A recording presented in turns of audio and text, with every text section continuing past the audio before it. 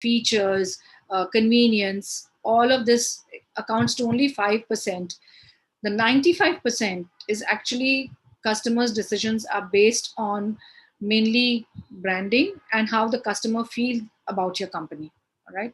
So this also means that even if even if your competitor has a wider range of features and services, and more experience in the market, a great startup still can motivate a customer's subconscious to go into business products and services over a competitor's one, right? So note that this is particularly important for startup as they tend to have one or three big competitors who are usually large corporations which have more resources, more employees, more market knowledge to beat the startup, if only rational factors were considered. However, startups that do great branding work, that transmit their mission and objectives, connect well with the buyer's persona, will definitely win in terms of emotional motivation over corporate competing in the same niche. Still, you're not sure about the importance of branding for startups. Here are a few stats that will give us clarity on why branding is so important for startups. One is 94% of the population recognizes Coca-Cola logo, as simple as that. 86% of consumers prefer authentic and more honest brand personality on the social network. On an average, it takes 5 to 7 impressions for people to remember your brand. And 94% of people said that they would be highly likely recommend a brand if they were emotionally engaged with the brand. 77% of B2B markets say that branding is crucial for their growth, and presenting a brand consistently. Now, that's the most important thing, that, when you design a brand, at least 23% of people say that when it is more consistently presented, the revenue goes up by 23% rather, in fact. So consistency is the key. How you position the brand is also very key into how well your product will do, right? A brand is a combination of a topic your audience is curious about and a belief system that intersects with it, says Sasha Strauss. So a perfect answer to what a brand is a common topic and a belief system. So that is when it intersects, that's what makes up a brand. So a brand is what it's like, you believed in a certain product, and what is that belief, and when I connect with that belief, I'm creating that brand. So it's not just the logo and the look and feel, like I said in the earlier slides. So your brand is basically, let's just simplify this. This simplifies the challenge of defining a brand, identifying the important brand topic and the activity that a customer can deeply care about, create a belief system around this topic. So first of all, you need to take time to clarify these two questions. Has a lot of benefits. It can help you align your team by providing the framework for decision making, especially in a product and a customer experience. It can help you focus your product messaging on what really counts. It can help you create a deep emotional connection with your customer and an employee. So having said that, you first need to identify your topic, or what is it that your customer would deeply care about, or whatever your startup is. Within that, you need to identify, why would somebody care to buy your product, right? And then you need to identify what is that belief system in that topic. Why would somebody be interested in your product at the end of the day, right? So the goal is not just to sell people what they need. um, the goal is not just to sell to people what you need them to have, but the goal is to sell to people what you believe, or who you believe what. Okay, let me start this again. Okay, so the goal is not just to sell to people who need what you have. The goal is to sell to people who believe in what you believe. So it's very important that you make them believe, right, into your product. The other thing is, the goal is not just to hire people who need a job, but it is to hire people who believe what you believe. So this is something that Simon Sinek said, and it's important to keep that in mind, because uh, that's where it's going to define your brand promise. So the first step is to define the topic, like I said. that your customers are interested in. Your brand's topics should be narrow enough for people to have a clear opinion, but broad enough, not just because it's not just about the product. Consider the list of brands and their topics. So I'm going to give you a few examples of what other brands, how they have come up with their topics. So when we say Nike, Nike says to bring inspiration and innovation to every athlete in the world, which means, what does that mean? They're not selling a feature. They're not selling um, that my shoe is best, or my shoe is going to give you the air and the move, the flexibility, or whatever. But they're trying to inspire the customer through competition. Well, with Apple, it says think different. What does think different mean? And how they execute that think different is through their product, right? Through the design. When we look at Apple products, typically, they have the best design and they're the innovators, and that's where they say think different. Coca-Cola is to inspire moments of optimism and uplift. So subliminally, they are saying, when you drink our drink, you are going to feel happy. You're going to feel, of course, it's the sugar rush that you get from drinking Coca-Cola, but it's saying you get upliftment and optimism without again selling the product, without again talking about the features of the product. BMW, the ultimate driving machine.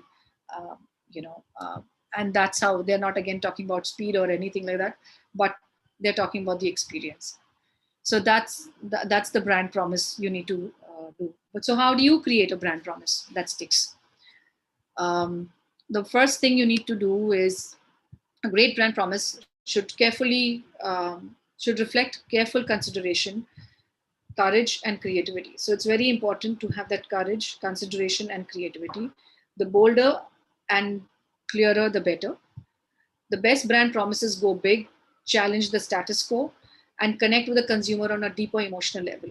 Uh, is very important, right? So we need to have, one is, we need to be considerate of what the people are willing to get into. Two, a courage that, just because it's not there does not mean it cannot be done, obviously. And the creativity, as well as when you're positioning it, into the market.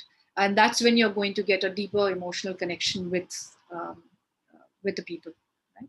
With your consumers.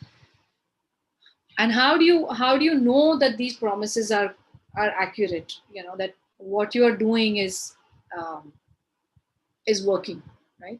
So you need to be able to measure it. You need to have some measurable ways in um, which you can quantify that your promise is working, right?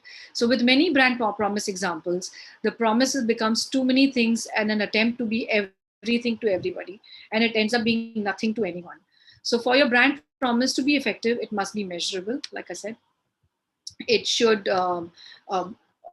is it friendly? What does friendly mean? How do you measure that, right? um, what does safe mean? What does safe mean only when you have not been in an accident? We all know that, we all know many people who don't drive safely, and yet they've not been in an accident yet.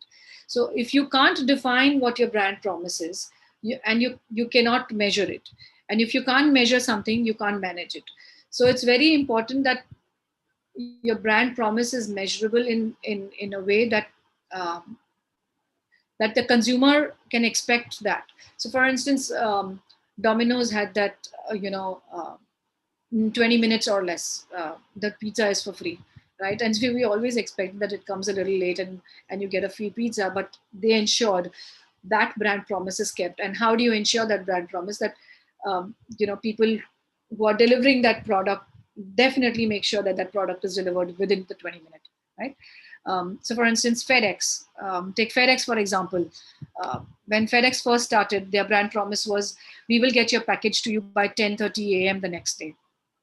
Time is a measurement we all agree on. And if the package arrives at 10:30 prior to 10:30 a.m., the brand promise is kept. However, if the package arrives at 10:31, the promise is broken. So strong brand promise is easier to measure against. Of course, this depends upon the industry you are in, and what your product is. But any which ways, if there is a way to measure uh, your promise, it's always better, right? So one is measurable, and two is making it meaningful. There is an old cliche, which is actions speak louder than words.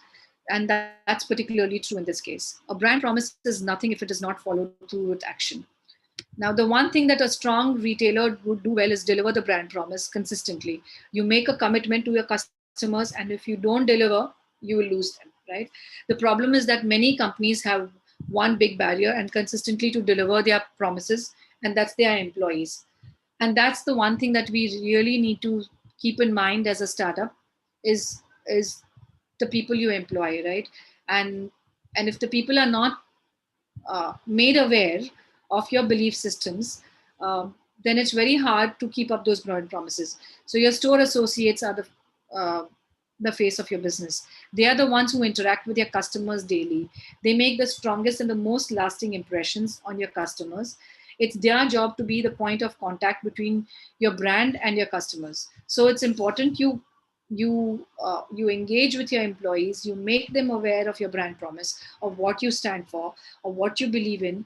That way, it's so ingrained in them that when they are reaching out to your customers, they are giving them that experience of what you believe in and what your belief systems are. And that's the other thing that your brand needs to also do, right? So educating your employees um, is extremely important. Most employees don't even know what their company is promising. Instead of helping improve your brand, they might just be harming it. So educating an employee about your brand message is the key to ensuring that your company keeps its promises to your customers. Training programs should include clear message about what your brand stands for, what you're committed to delivering to your customers, and why it matters. When you give the employee a deeper understanding of what your brand promises, your customers, and how their performance fulfills that commitment, your employees will consistently provide a great brand experiences to your customers. And that's how you deliver a great brand promise. Now, sitting in a boardroom and sitting in your offices and coming up with a brand promises is not going to do you well until and unless that brand promise really works on ground, um, at all the touch points, right? So it's important you educate uh, your employees, or your salespeople, or whoever are your speakers of your brand, right? So far, are we good? Anyone? Am I going too fast? Slow? Is it okay? Yeah, yeah, it's completely okay. All right, all right. So the next steps. How do we get ourselves ready um, into branding, right? Into branding uh, our our products and consumers. So, what is the first thing you need to do when you have a great idea, you have a great product, you know all those things are ready for you now to do the actual work, right? You have to start your marketing. So even before you start, and these are the things that you would need to keep yourself ready with when you are when you're starting out. First thing I would like you all to remember is go back to your story. When you first thought of building a brand around your venture, your first ideation session was likely focused on what you offer as a product or what your service is, right? For example, you've started a landscaping business and you probably thought maybe a minimal logo with a green color palette. That would work, and that's good way of starting out. But that's the easiest way for you to blend in with the other landscapers and other people who are in the similar business. So what you should do instead, what should you focus on instead? Uh, you should instead focus on the product and the services. Firstly you need to remember, you need to go back to where were you born, how did your parents raise you, how is some of those values, some of those things impacting the reason behind this venture. Are you starting right out of school, or are you working, have you been working in a corporate job for past 25, 30 years? I don't know. How does that affect the reason behind starting starting this venture. Understand your personal story, and you will recognize the truth behind your motivation to start this business. So there are these organic farmers in Pune, I believe. Now, there are two brothers. I would like to give an example of them. And they started out, they were working as accounts people for nearly 20, 15 years. And, and they decided to get into organic farming one fine day. And they started a organic farm, left their homes in Mumbai, and they settled in a farm in Pune. They have a flourishing business now. And that and I think that handle is called Two Brothers Organic Farm or something. You can look them up on Instagram. And that was their story. That we left the comfort of our jobs, and here we are. We are starting out, and that becomes an interesting story for a consumer. Um, uh, because now you know that the reason behind the startup is not necessarily to um, business and corporations and all of that, but it is a genuine story, and it's a genuine motivation to bring this product. And when you have the genuine motivation, you know, as a consumer, that the product will be good, because that's the effort that they are taking to make that product, that they are taking to build that product, to bring it out to people. So having said that, on their handle they'll have things like, you know uh, we made this peanut butter today. It's from these organic peanuts that we've grown, and the toiling that we did over the years, and over the year. And this is how. So that the brand story is true, it's genuine. And and then that becomes a emotional connection for the consumer to buy into the brand, versus if they just simply said, here's a peanut butter, and peanut butter gives you protein, and it's healthy, and blah blah blah blah blah. uh, you know and that's something that most corporates would do, right? Because there is no story for them. I mean, of course there is a story for them to say, but because it's a giant corporation, they don't have that flexibility to do that. But as a startup, you can tell those stories. So important to get back to your story, to tell your story, with your product, with your brand. And that's when the emotional connection happens, with the consumer. Okay, so first is to write your story of who you are, like I said. Second is to set up your brand's voice. The easiest way to choose your brand's voice is to just pull out a piece of paper and write down every single word that comes to your mind when you're thinking of your story and your business. So I would like that you can start with, you know, take a big sheet of paper, whatever, small, big, whatever. In the center, just write the either the product name if you have one. If you don't have one, then simply the product, right? And then you start, you know, writing things around it. What is it, that how can you quantify it in terms of emotional qualities, in terms of tactile qualities, in terms uh, of what you the values, the beliefs, and all of that. So is it honesty? Is it what kind of quality? Is it a quality that you're bringing in? Is it loyalty? Is it the price point? Is it the people who are behind it? Is it family? Is it something that's out of respect? Is it something that has been going on? It's a lineage over a period of time that you've built. Is it heritage? Is it art? Is it what is it that and that's when you start building a brand's voice. And nothing is wrong here. You just throw in those words, because these words are something that you will eventually help to build your mission statements and your brand promises, right? So once you have a solid list of words, please go through them and pick the three that best describe the vibe of the business you want to have. Yeah.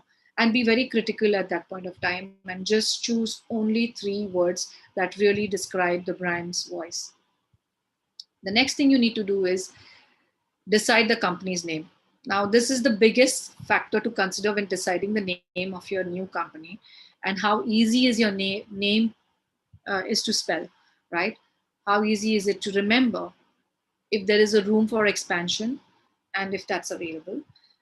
and if it is available online, and how it fits with your brand's voice, right? So if you've come up with those words, please keep that in mind when you are coming up with your company's name.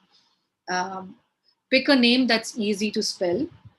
There are about million stories of founders that chose names for businesses and struggled to get traffic because the consumers didn't remember how to spell it, let alone its effects on search engine rankings, right? Pick a name that's one, easy to remember, easy to spell. Similarly to the spelling, you don't want to lose out on customers because they can't remember your name, or what your name is. And make it short and sweet but unique. Don't limit your business uh, picking your name from day one, because imagine, if we didn't have a Yahoo, if we didn't have a Google. I mean, these are not words that were ever in our vocabulary, or you could look them up in a dictionary, right? Imagine if Jeff Bezos had called Amazon books online. I mean, it wouldn't work. um, some unique names are there because of the story they tell, of the resonance it has, of the memorability. But at the same time, they need to be short, sweet, unique, and easy to spell and remember. And eventually, is your name even available? The easiest way for you to do that is quickly Google search followed by the domain name. And if you can't get the .com domain name, see if you can get it uh, with the .in, or whatever else your business is proposing. But if that's still not available, then I urge you to just go back to the drawing table and rethink the name, right? So that's very important in how you decide the domain name, or your company's name. And again, creativity in that is crucial, but short, simple, sweet is also important. Four is to write your mission statement. What is a mission statement? A mission statement is a staple of building internal culture and driving your future marketing material. Having a brand's voice in place should make the process of coming up with a perfect mission statement a lot easier. Once you have a solid list of words, please go through them. Pick the three that best describe the vibe you want the business to have. So, with the three that you chose, some of it may be quality driven, some of it may be value driven, some of it may be product driven. You know, now taking those words and seeing how you can come up with a solid mission statement is going to be very important for you, as well as for your employees, and for the consumer at the end of the day. I mean, it's not really what a consumer will see, but it's something that you can which you can which subliminally will come into your product when you're positioning it, right? So everything that you create for your business should tie into your mission statement and communicate your brand's voice. There is my favorite example is, we believe in a world where people belong anywhere. And can you guess the company? It's Airbnb, and that's their mission statement. Because traveling can be intimidating, especially when you're traveling to different places with radically different cultures. Airbnb wants us to feel that you belong anywhere. And so I thought, you know without even selling their product or anything, they're actually telling you so much about their product with that mission statement. So everything you create for your business should tie into your mission statement and communicate your brand's voice. Here are some examples of some of the world's other mission statements that I would like to tell you about, that have used to build a powerful brand. For Amazon, our vision is the Earth's most customer centric company. I mean, they're saying Earth, right? So our vision is the Earth's most customer-centric company, to build a place where people can come and find and discover anything they might want to buy online, right? That says so much about what the company is and what it can do, and right. The Facebook mission statement is to give people the power to build community and bring the world closer together. Google is to organize the world's information and make it universally accessible and useful. Sony is to be a company that inspires and fulfills curiosity. Notice that every business statement is reduced down to the bare minimum required to describe the impact of the business. Your statement should follow this as well, right? So it's important you have a mission statement that um, um, that ties up with more the values of the company and um, what you believe in as a company. And that, of course, like I said, something that's everyone in your company needs to follow. um, and that will actually give you an understanding on and keeping things in perspective. Okay? The next thing you need to do is put a mood board together. Now, this is something that is more of a next step uh, into building a brand. You need to this sort of will help you in creating visual clues. So here's where you can get your brand starting to come together, and it's probably the easiest part to do. You can simply do by Google search, or you can go to Pinterest. This can be your best friend if you aren't a designer, is if you aren't design savvy. All you have to do is create a Pinterest board for your brand and start searching for images using the keyword you choose for your brand's voice. Okay, so if your brand's voice is honesty, if your brand's voice uh, is quality, integrity, um, all these words, if you start putting them on Pinterest, you may find some images which sort of will resonate with you as a brand, um, and as a brand's voice. Okay, so you need to start searching that, and you start building that board uh, on Pinterest, and that will also help you pick a few of your favorite images and make a collage and narrow it down to the overall vibe that you want your startup. So here's an example of organic honey that I would like to share with you all. And this is something, if you say luxurious or premium or organic, um, you can automatically see the words that are like images, um, and and those images sort of give you an idea as to what your brand is, what sort of a visual image of your brand. Okay. Next thing you need to do is find color. Now, color is something extremely subjective, and that's one thing that you need to keep, that it can't be subjective but objective. You know, it might be tempting to just pick a favorite color and say, "Oh, blue is my favorite color, and I want to use blue," but that might not necessarily be truly your brand color, and it's not the most logical thing to do. Your mood board should tell you exactly, or more or less, the colors that you can pick on. So if your mood board has got a lot of blue, maybe it makes sense to have a blue in there. Like the example I showed you earlier, it's honeys and it's yellow, right? So of course it makes sense to have a yellow in there. But to say that I want to put red because red is my favorite color, then that doesn't really work. It's actually what works for the brand is is what's important, and not like, yeah, purple is my lucky color. I mean, yeah, purple is your lucky color, but it's, if I were to sell vegetables, something that's fresh and leafy vegetables, and if I use purple, that sort of is a bit of a mismatch. So it's important you choose those colors correctly when you are finding the colors, right? So here's an example, an extension of the Henry Honeys, how they've used color, and how they are extending that into the logo as well, right?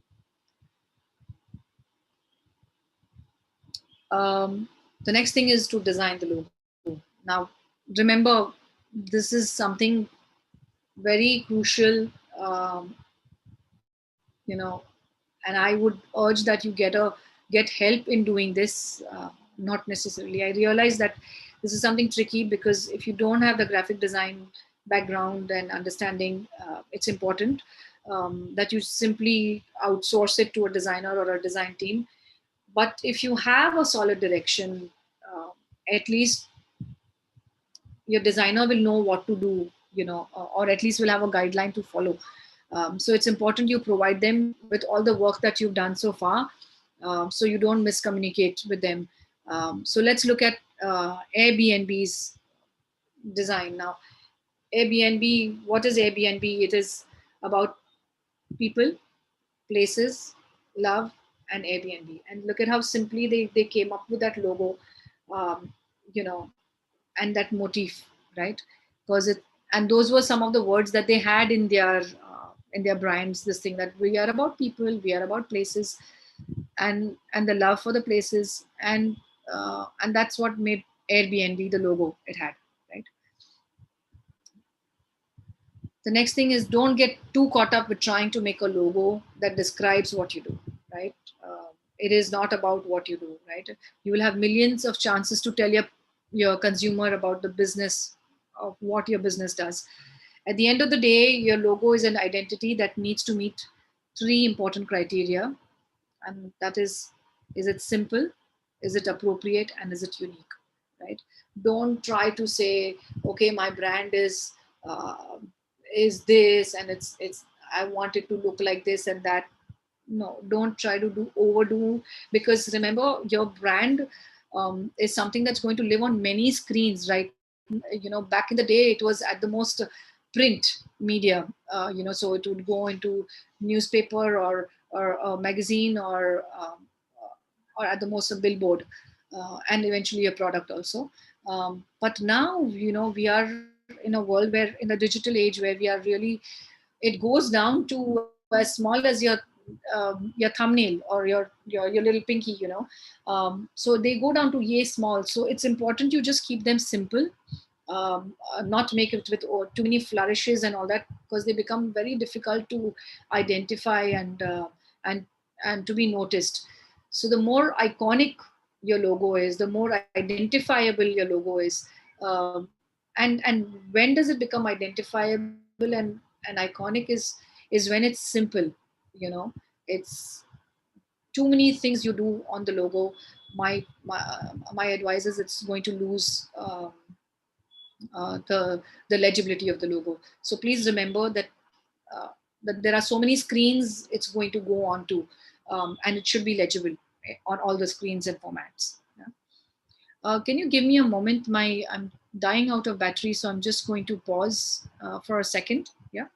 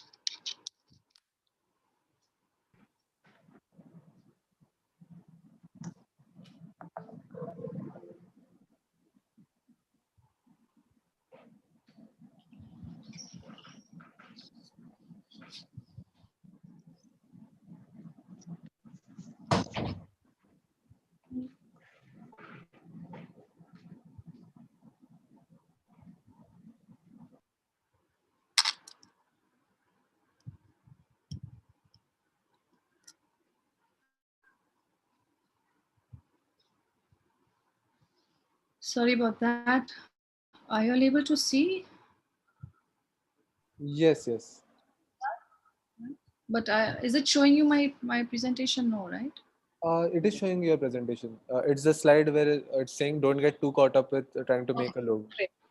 So yes, like I said, and I'm sorry about that. Like I said, you don't shouldn't get caught up with how to make a logo that describes what you do. It should have three important criterias: simple, appropriate, and unique. And that's very important. Um, that even when you hire a designer, you know, you keep those criterias in mind, and not go too crazy with designing the logo. Okay. The next step is to choose typography. Now, there are thousands of fonts for you to choose from, but you can't really rely on the gut feeling.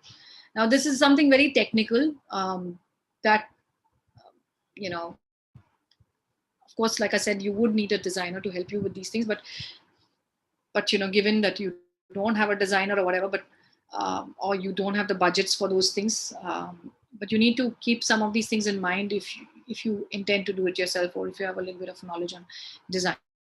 So making the right decision depends upon the function. That's very important. Like I said earlier, legibility, with all the sizes of screens that are coming in, you need to make it the function of your typography, uh, the context, and there are a whole set of other factors in terms of, is it thick, thin, is it too big, is it too small, but about that, those functionality, think about the personality of your product. Think about the brand's voice. If your voice is friendly, you might want to look at a more rounded font that's easy to read. If your brand's voice is very confident, then you would want to use a bold or a condensed font, or maybe all caps, right? When you look through all the font options, think about the way it makes you feel. Do they match with the brand's voice? Or could it be better communicated? So think about the function and what the purposes are for. At the bare minimum, you would want to find a font for your heading and a font for your paragraph. A lot of brands choose the third font that acts as a brand element on its own. Okay, so those are the things that you need to keep in mind when, even when you have a designer on board, that is the tone and manner of my font correct, um, or what is it, how is it speaking? Sometimes you may see that you know you've taken a script looking font, um, and that may or may not be correct with your product. So it's important that that typography also, because at the end of the day, the typography also speaks to you in the way it should, also speaks, not just the logo. Okay, so please keep that in mind when you're choosing the font. Now here's again an extension of the Henry's Honey that I would like to show, and how they used it on the product, and how the typography that they chose. It's very simple. It has a little bit of a cursive stuff going on it, but it's still legible as a mark. Yeah? And also, I would like to point out, look at the logo. It's very simple. It's not overtly done. It's not an image of a honey, but they've simplified the form of a honey and used it as a mark. Yeah? Next thing is to put everything together. This is sort of like a style guide or a brand guide. I mean, in the bare minimum, it's not necessarily the style guide. A style guide eventually is something that your designer or a design team who is going to come on board will help you with it. But it's important that up to this point you would have done that much work. Then it becomes easier, right? So now that you have everything that meets the bare minimum to build a solid brand, it's important you take time to present everything that you have worked on. Some call this such style guide, some call it brand guidelines, some call this a brand book. Regardless, it's necessary step to building a brand. Your style guide will be a Bible for everything you do from here on now.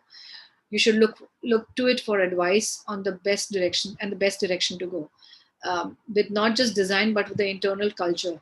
If you have a brand's voice and a mission statement involve the word peaceful, um, then it is your priority to make your working environment peaceful and to make the customers at peace when they interact with you, and have a tone and a voice that's soft and relaxing. Focus your attention on building a style guide, and that will make the future design projects become a breeze. So the next time you need to design a business card or a website or a flyer or a logo, you have your color palettes, your fonts, your usage examples at hand, and you just need to simply plug and play and go to the market. So for instance, at MTV we had uh, um, a little book, so to say, which actually told us uh, what is the culture of MTV, and how is it, and it's important, and how to think and how to make yourself a little different from what other people do. So those are the things that, when you put those mission statements, when you put that value, you put all these things into your style guide, and when you hand it off to either a design team, or you hand it off to your sales team, it automatically, they understand where you're coming from, and everything then sort of falls in sync with doing it with your brand, right? uh, the last thing is also be consistent. Your brand doesn't stop developing here, it never ends. Fortunately, you've set yourself up for success by creating your style guide. The next time you need a flyer designed for an event you're hosting for, you can send your style guide to your designer, and they'll have everything they need to make sure that the brand stays cohesive throughout every design project. So not like, okay, this time it's this event, so my colors are going to be this, and the next time it's some other event, my colors are, or my typography is going to change. No, you need to be consistent every single time, especially when you are just starting out your brand. Once you've started out, once you've built that brand, once you've created that tone and manner, then is where you can start getting creative, and not be boring at the same time. Yeah, everything that involves your business should fit in perfectly into your style guide. As an example, for design elements, your company t-shirts, your business card, your website, your packaging, your investor decks, everything else you can think of should follow that style guide. Yeah. And those are the things that you need to definitely keep in mind uh, when people are going out, even with the sales pitch. You know, are you using the correct logo? Are you using the correct size of the logo? Are you using the font? Are you using the colors of the brand? That way it automatically, becomes cohesive, and starts building the brand automatically, right? Finally, now it's your turn. Now you know what's branding and why it's important, and why the whole process of building it. Now it's your turn to work on the startup brand. And having said that, you need to start including your values, your beliefs, and that's the best way to keep it unique as a strong character. These are the necessary steps as a founder. Um when you're working on your brand. The branding of your company has to include your values, your beliefs, your objectives. And the best way is to keep it simple with a strong character. It is super easy to identify those businesses with fake and very ideal sort of images. But eventually, when you tell the story of your brand, it's important that it comes from that side also.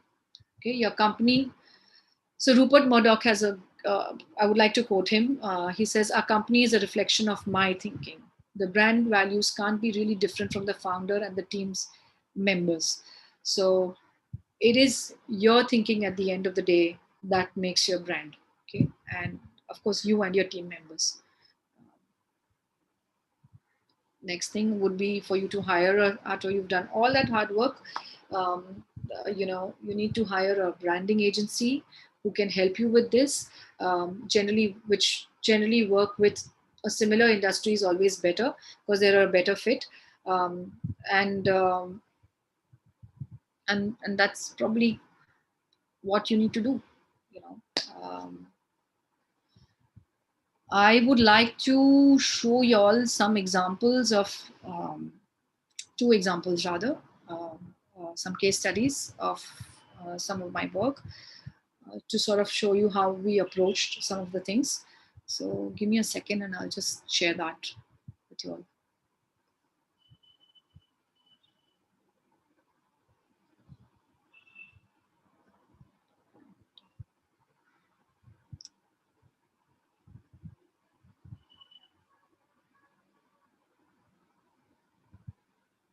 Why am I not seeing? I'm not able to see Zoom.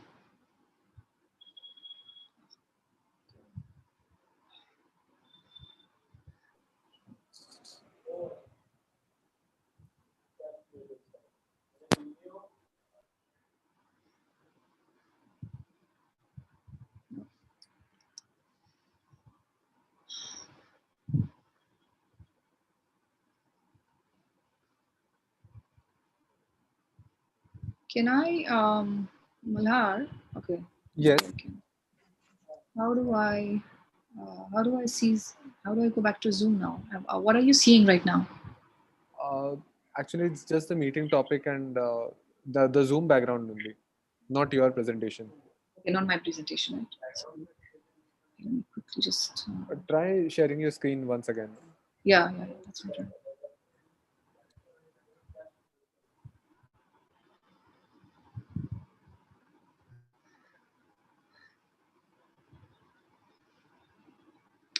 Yeah, we can see your screen now. What is it? The Zoom screen? No, it's showing side branding. Yeah. Awesome. All right. So um, here I would like to show something that uh, the company that I worked with, which was a startup, and like all of you here, there were three of us, two the founding members and myself, and 101 India. I don't know how many of you know of 101 India. It is an online youth portal. Our whole the strategy and what is it that we really wanted to do was to bring content that's one meaningful content uh, that's youthful and content that's more left of center counterculture subculture and that was that is what we wanted to actually uh, do with 101 India and uh, that was our sort of our story of 101 India and we were all ex MTV VH1 people that came together that you know there is too much of stuff that's not really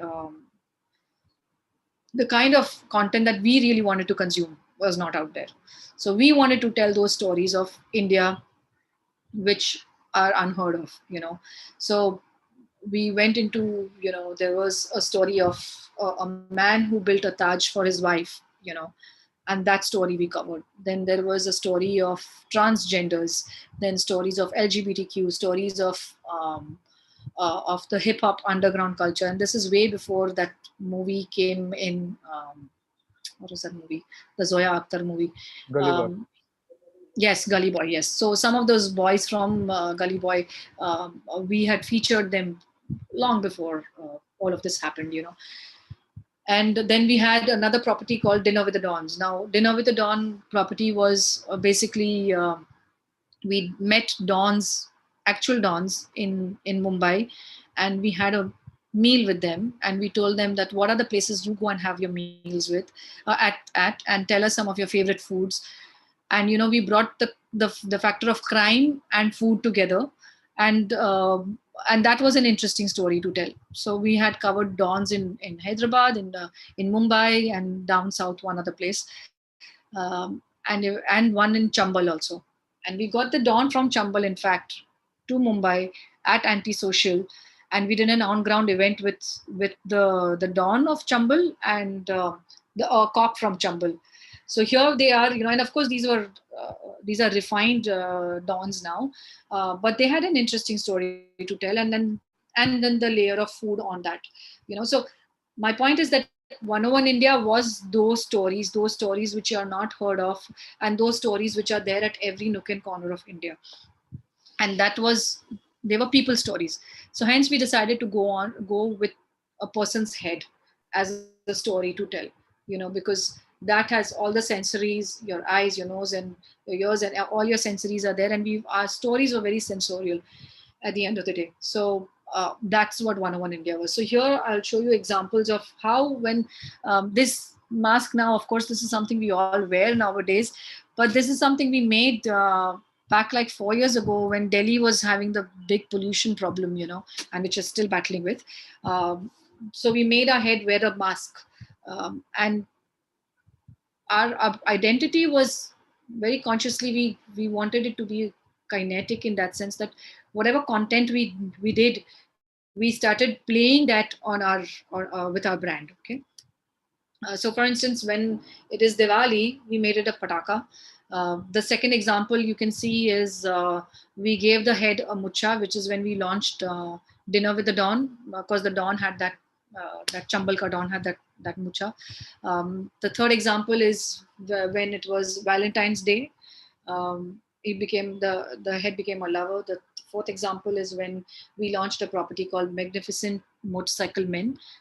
The fifth example is when it was Republic Day. He became a military man. The sixth example is when we did something to do with Thayyam down in South in Kerala.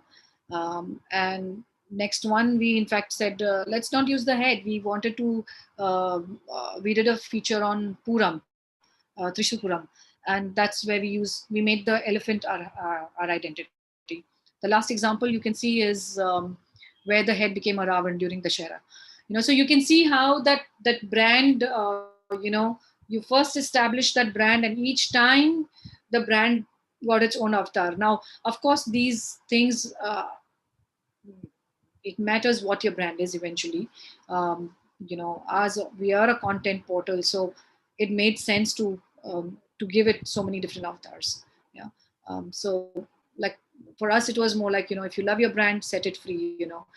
Here you can see various examples of how it kept developing and changing. But if you look at the example here, which is the purple and the blue one, that was a generic branding. That is how it looked everywhere, on most places where it's simply put the brand. That's how the brand looked, and the other ones are just the different avatars as and when we we developed certain content.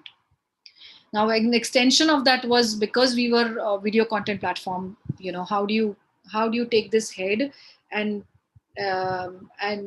tell a story for when you have to tell a story. So when you see the first example where it says branding video open, so we started with the head, and then you're actually going inside the head and into the head, and then you cut into the video. So this is how we packaged our ins and outs of the video, right? How do you bring in the title of what your story is?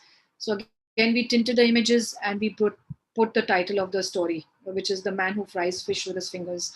um, and how do you call out different people within the story?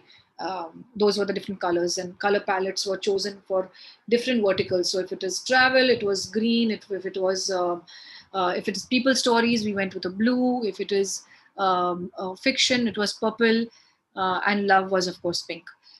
So here you can see examples of how, when we were opening and closing our videos, how we would do a credit slate, um, so on and so forth, right? This is an example of an IP. Now, here you can see, here I'm not talking about the brand, but I'm talking about the IP.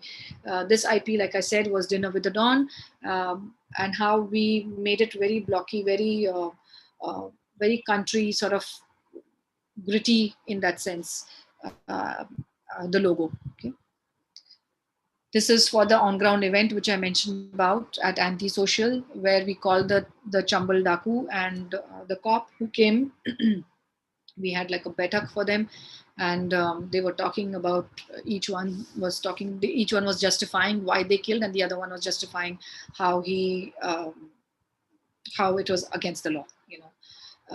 So we had a press kit, which was this box, in which we had photos and different things, and we gave a plate, which had this emboss printed on it, and a mug, and the plate made sense because we were talking about the layer of food was in it, as a thing. So we had a fork and a gun next to each other, as a thing on your table. Yeah. And these were t-shirts that people wore at the event, and also giveaways at the event. Now, next example I would like to show you is is a sub property of 101 India, which is called Hip Hop Homeland, which I talked about. Again, here was to give a whole vibe of hip hop, and making the artist the feature of the event. And again, we had also an event at Antisocial where we made posters and matchboxes and badges and giveaways. Now, this is another brand that I would like to talk about, which is AdLabs Imagica. AdLabs Imagica, they came to us, and it was the first theme park to be developed near Mumbai. For this, we created a 360 campaign around the brand. we created logos, poster campaign, ad campaign, viral ads, which resonated with youth and family. The concept of the logo was using fantastical imagination. Imagine a cloud.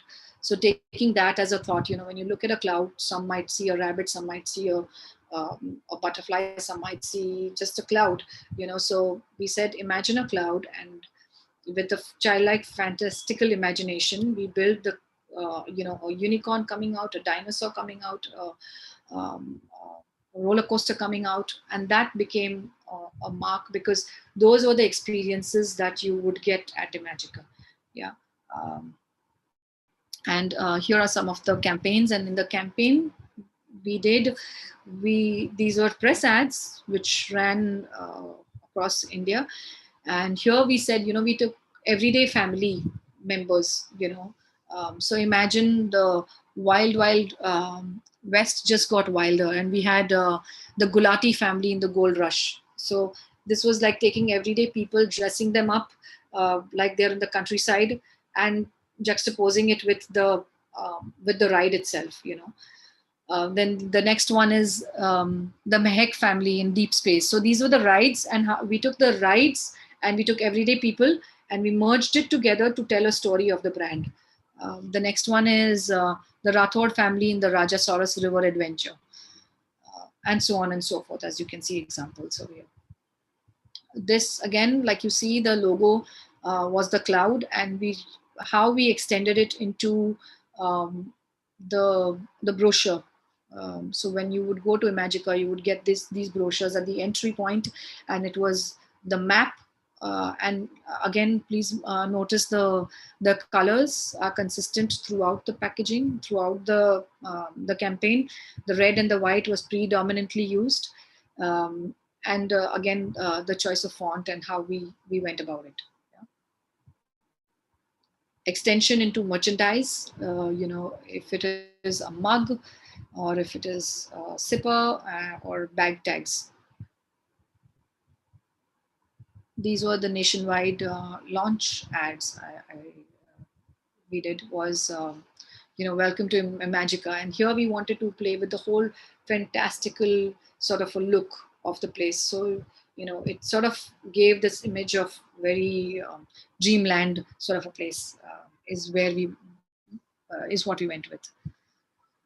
This is as in when the brand wanted, when they were launching their ride called the Nitro. It was a roller coaster. So here we just took the roller coaster, which is like ups and down, and we put the people upside down, and Nitro roller coaster come up. Are you man enough for riding the roller coaster? So these were different ways in which, when we launched uh, uh, the rides, how we built the brand further. Yeah. So that's pretty much. I have many more examples, but I would like to interact with you and talk to you guys more. So Thank you, Rajni. This was a very interesting session. And I think let's wait for some time if the audience has any questions. uh-huh. Uh, Anyone who wishes to ask any questions can unmute their mic or type it in the chat section below. Malhar, can you help me with something? I am not able to see um, the Zoom window. How do I see the? Oh, back to the meeting. Maybe that's what I do. You have stopped sharing your screen now. So I think What if is you it that click you're on the... saying? Hello. Yeah.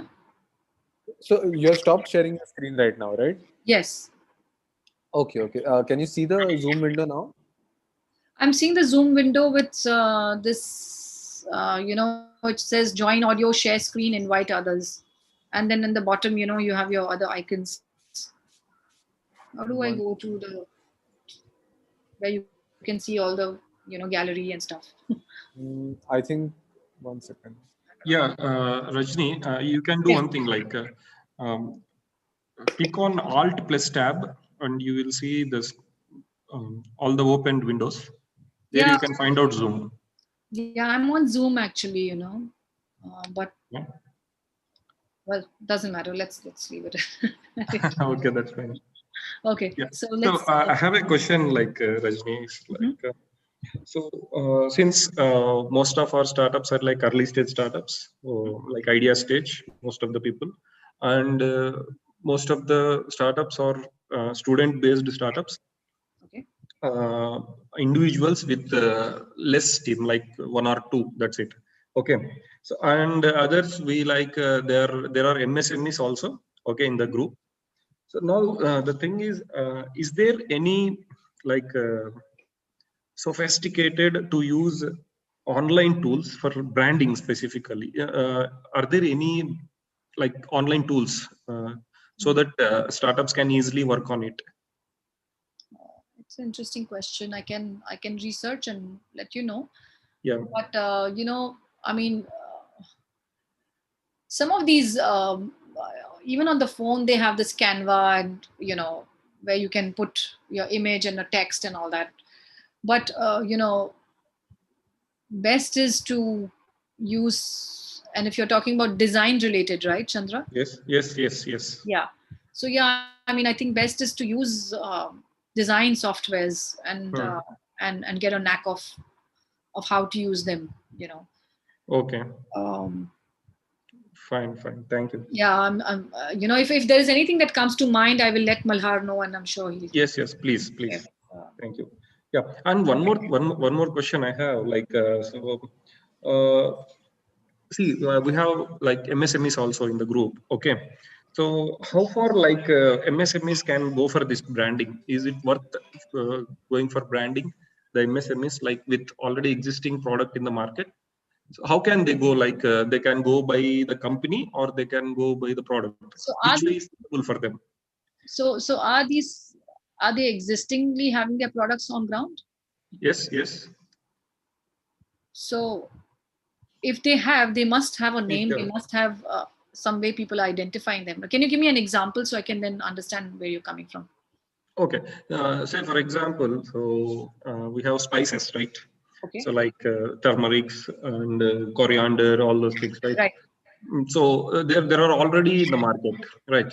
So we have a startup by the name Abid Hussain. Okay, he wants to go with some quality processing, and the product is same. The product is same. Right. Okay, but how can he brand himself so that market can recognize him quickly? Hmm. Yeah. So either he can go with the products or by the company name. No, I mean, ideally it's the company name, right? Huh? Huh? So like, let's say a simple example that's out there is Everest masalas, Yes. right? So Yes. everyone knows Everest masalas. Everyone knows the Badsha, Yes. right? So you have a name, and then within that, if you're selling coriander or if you're selling mirchi or you're selling whatever you have, right? Hmm. But if you are already an established brand, which everyone knows, so it's like a local brand, um, and if you already have that uh, followers, right? Hmm. Hmm. So if this person already has enough people who are following him, then why would he want to lose his name? Yes. Right, so I would encourage him to keep his name, because there are enough people. He's already built that reputation for himself. Okay.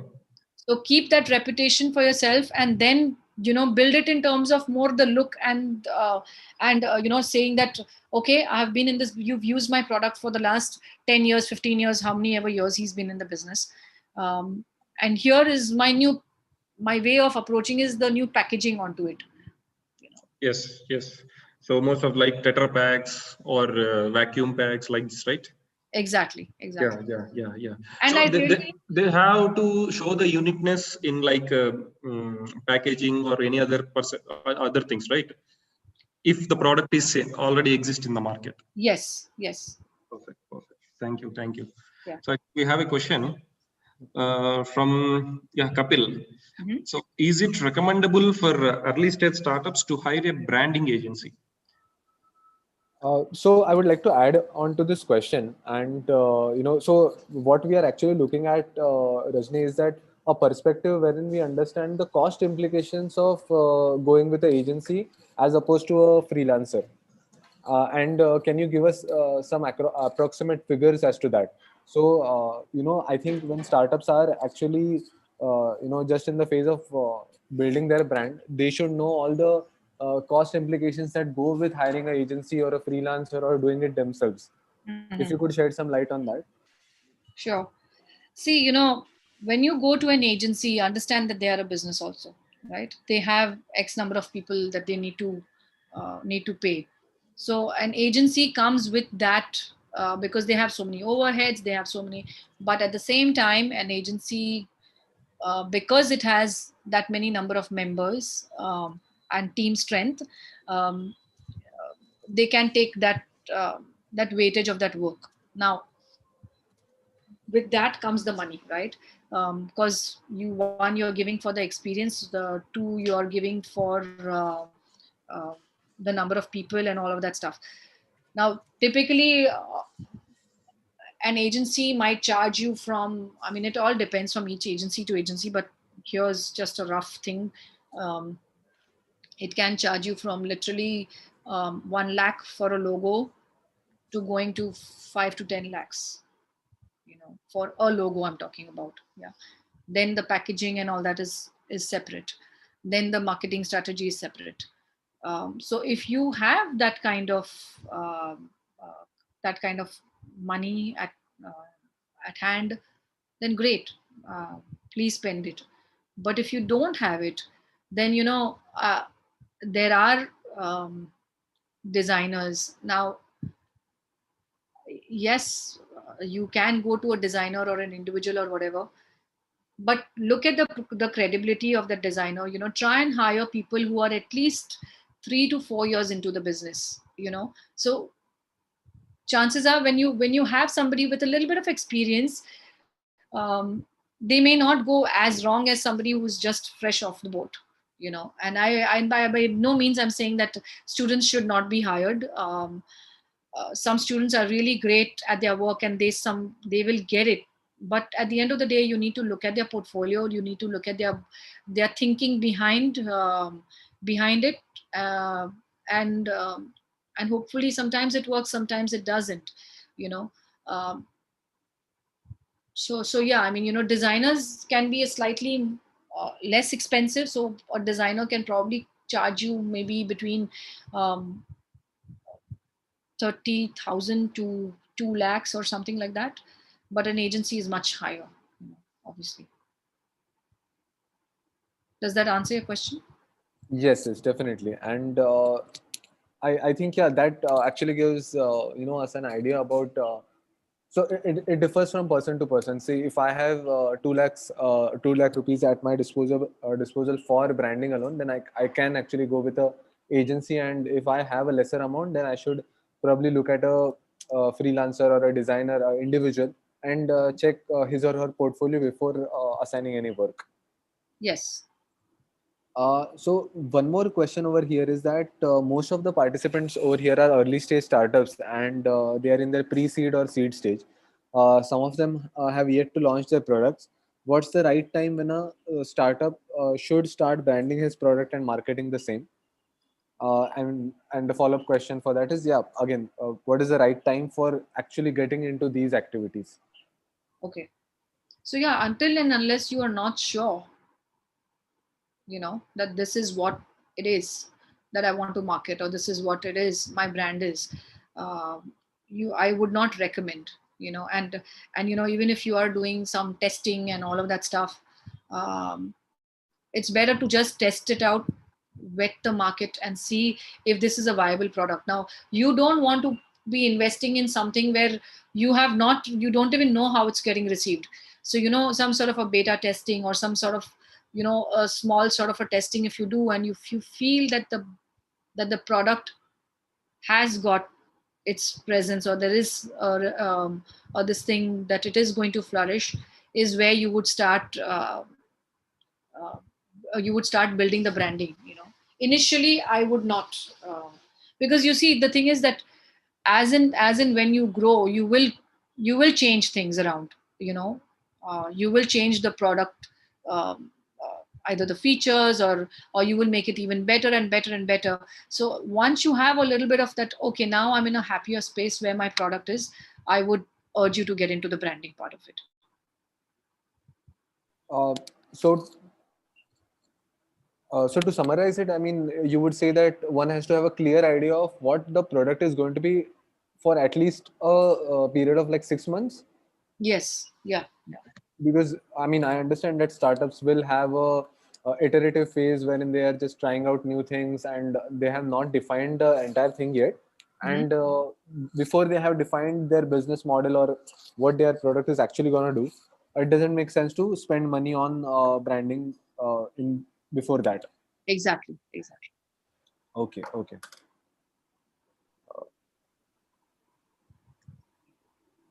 One more thing which I just want to ask you, Uh-huh. for a startup company actually, because the entire process is a sort of an evolvement and an involvement of the promoter actually. So once if you brand a product, has this branding to be evolved over a period of time, or it could be a constant branding for the first 2 years and then go on for evolution and sort of thing? No, see, if you are because if you have done all those things that we talked about, a voice and a mission statement and all of those things, if you had really put in that time to build that brand, you know, I would urge you to at least try and keep it consistent for 6 to 8 months till it gets Okay. recognizable, you know, Okay. till you feel that okay, now the people um, have established that connection with my brand. Now I can start evolving it, and of course your brand will evolve, but your mark depends, you know. I mean, Coca-Cola has looked like that for nearly 100 years. They may have come into diet Pepsi and I mean diet Coke and zero Coke and all of that stuff, but the mark never changed. Your product offering can keep changing, you know. Your product can evolve. So Hmm. I would say it just depends on what your product is at the end of the day, and what is it that you're trying to, and why would you want to keep tinkering it also, you know. If you have a great enough logo, but of course my you know, once you start putting your logo, your mark in different places, you will start noticing that maybe it's not looking correct. Maybe I could do slightly this better, or maybe I can change the color a little bit to make it a little bit more defined. Those little tinkerings you can, but overall, I think let it first have a presence in the market. Okay. Thanks. Thanks. So next question we have is that what is the groundwork required for getting into branding? Is it short-term preparation? What is the groundwork required for getting into branding?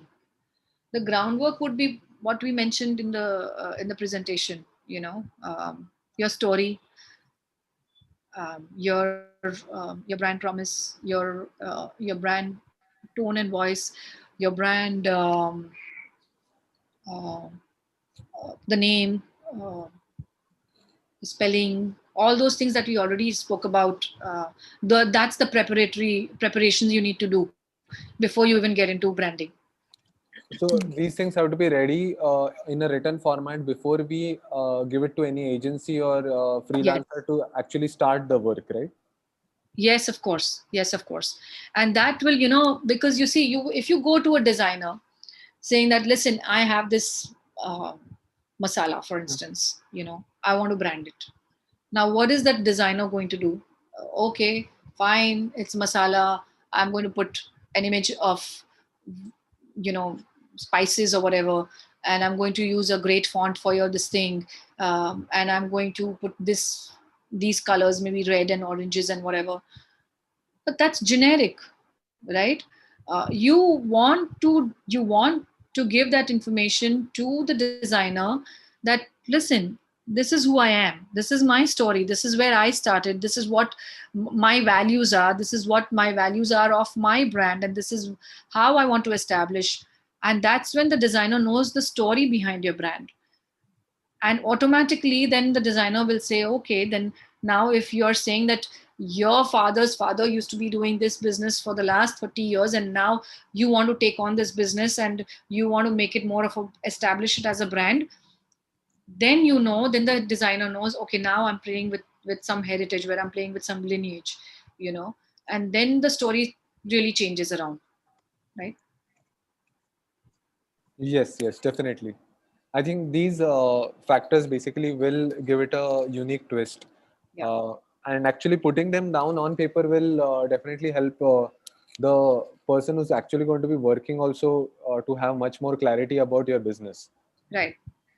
Because otherwise, what happens, Malhar, is that you design something and then the founder says, no, no, no, no, that's not what I want, but I was thinking something like that. Now, if all those thoughts were given at first hand to the designer, then it becomes easier for both of you, so you're not wasting your time in back and forth. Right, right.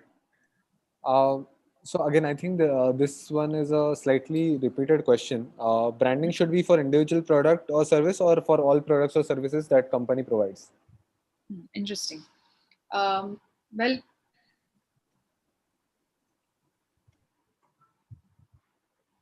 Amazon is not saying buy this and that and this and that. Amazon is Amazon, right? It's the mother. Same thing with same thing with so many other brands. I mean, Coca-Cola is there, Nike is there. Now, you first design the, it's the chicken and egg, right? You first design the main thing, and then you say, okay, now within this, I also do this. So first you need to make that mother brand, and then you talk about the other products and services that are within the thing.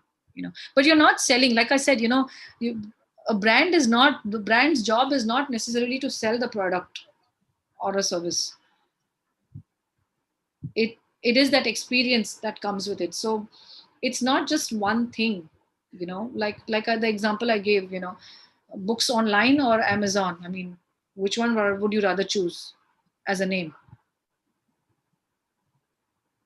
Right. So it's many things. I don't think it's does that answer your question, or? Yes, yes. The Yeah, yeah, pipe. yeah. Yeah. So one more question, like Rajni, Yes. going through your presentation, it was very nice, and I just caught up one word, one line. Sorry,